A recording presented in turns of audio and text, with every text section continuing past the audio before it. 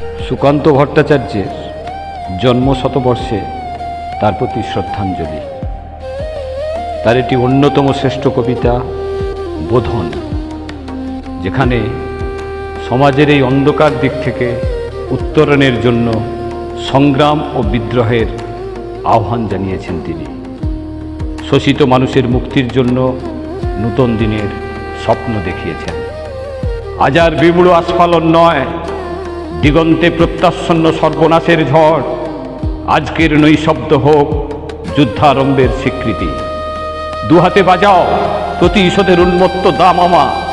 প্রার্থনা করো, হে জীবন, যে যুগ সন্ধিকালের চেতনা, আজকে শক্তি দাও, যুগ যুগ বঞ্চিত দুর্দমনীয় শক্তি। মনে আর প্রাণে দাও শীতের শেষের তুষার গলানো উত্তাপ। টুকরো টুকরো করে ছিঁড়ে ফেলো তোমার অন্যায় আর ভীরুতার কলঙ্কিত কাহিনী। শোষক আর শাসকের নিষ্ঠুর একতার বিরুদ্ধে একত্রিত হোক আমাদের সংহতি। তা যদি না হয়, মাথার উপরে ভয়ঙ্কর বিপদ নামুক, ঝড়ে বন্যায় ভাঙুক ঘর। তা যদি না হয়, বুঝবো তুমি তো মানুষ নও, গোপনে গোপনে দেশদ্রোহীর পতাকা বও। ভারতবর্ষ মাটি দেয়নি গো, দেয়নি জল, দেয়নি তোমার মুখেতে অন্ন, বাহুতে বল।